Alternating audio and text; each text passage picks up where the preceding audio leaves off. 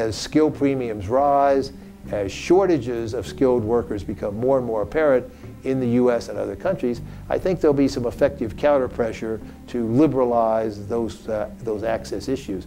So I would not be as pessimistic as the CEOs. There are problems right now. It'll be a challenge politically to get those provisions liberalized, but I think there's a lot of momentum, a lot of pressure to do that, and particularly once we get past the current global slowdown and kind of lingering recession from the financial crisis, I think that might be a major area of expanded international activity over the next, say, 5 to 10 years. 除了机构和业务的定位之外呢，我们还做了一些这个基础工作。我们准备在2015年，就要培训1000名能够直接输入到海外工作的这个员工。同时有必要的也可以在这个海内外招聘我们的管理人员，招聘我们分支机构的管理人员，面向海内外，不仅仅是我们自己的员工了，大家在同一个平台上的竞争。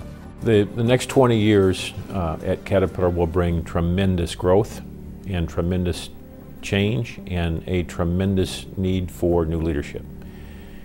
We figure in the next decade or so we'll need to attract and hire maybe 20,000 new leaders. And if you think about that, it's a staggering number.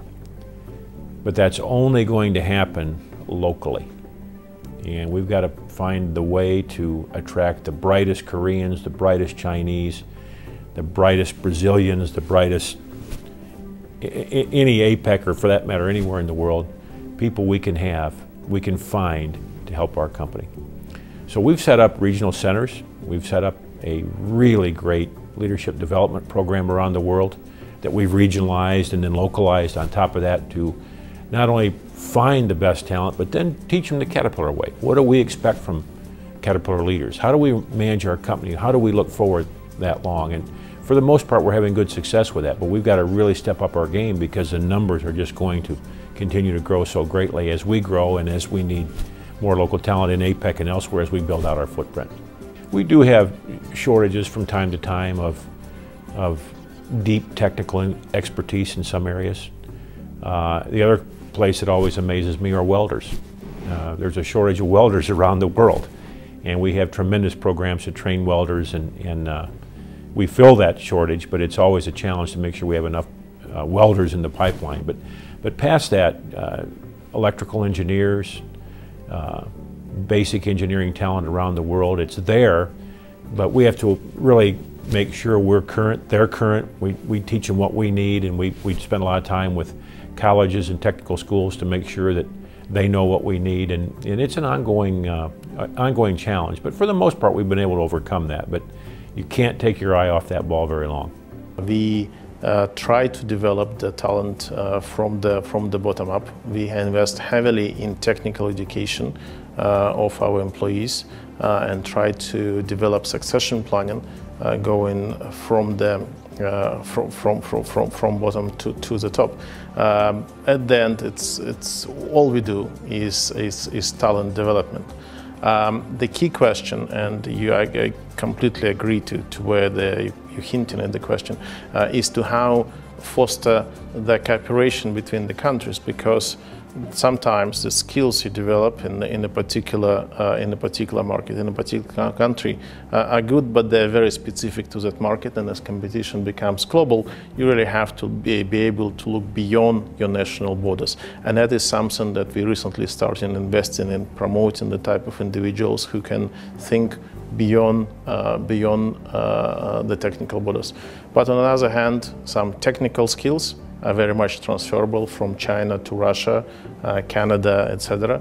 Well, the right skills now was really developed by our high-tech education group through the President's Council for Jobs and Competitiveness, because we actually have an employment issue, not an unemployment issue. We currently have 600,000 job openings today, but cannot find the skilled workforce to perform these jobs. And unfortunately, the perception of manufacturing is not what it is in reality. It takes a very high-skilled, highly qualified math person who knows trig, who is willing to do a lot of problem solving, involves a lot of teamwork, and that base knowledge skill is not being taught at our schools today. What's being taught is strictly to go on to a 4-year, and our trades are really losing the opportunity to develop the students that are needed in our jobs. So this was a great collaboration between government, community college, business, and the unemployed or underemployed, and also returning veterans. But the key, I think, to this success is that businesses got involved, and businesses worked with the community college to make sure that what they were teaching is what we really needed and not what they perceived we need, which so many times what they think we need is long past. That technology has really expanded way beyond their thought process. We believe there is a very significant human potential, resource potential, research potential in the areas where we operate. And the way to develop this potential is to link it to fellow institutes or universities in other regions.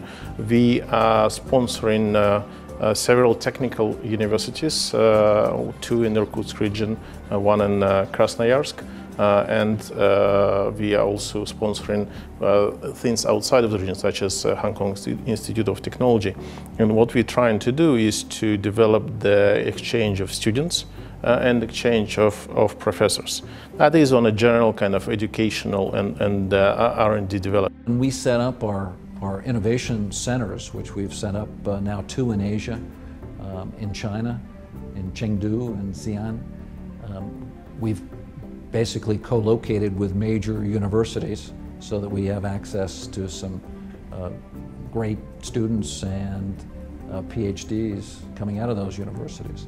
And I think we'll do more of that elsewhere through the APEC region over time.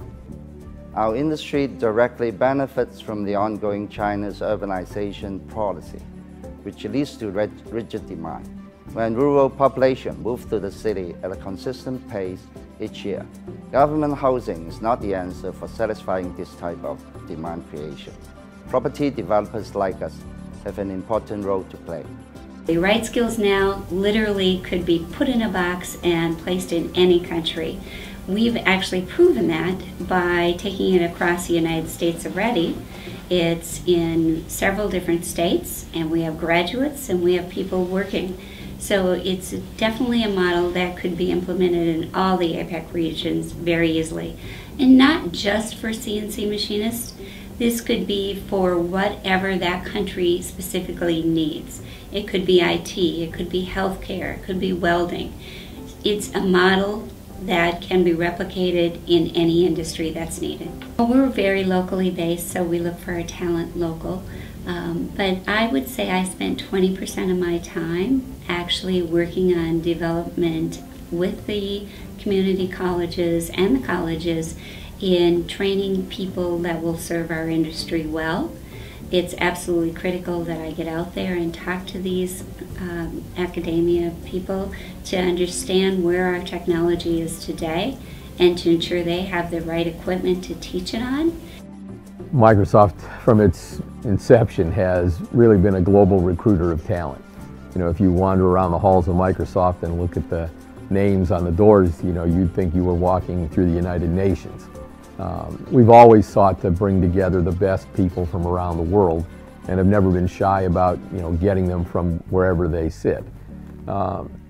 Just the numbers and the immigration issues and you know, family constraints have ultimately led us to diversify globally. In the beginning, we sourced them from everywhere in the world and brought them to the United States. But now we are a very global operation in terms of not only our business operations, but also our R&D operations. And so we continue to do recruiting globally throughout the APEC region. There's obviously pockets of competition in certain areas. You know, China has been a frothy market for talent the last 18 to 24 months. But Microsoft has a very good global reputation.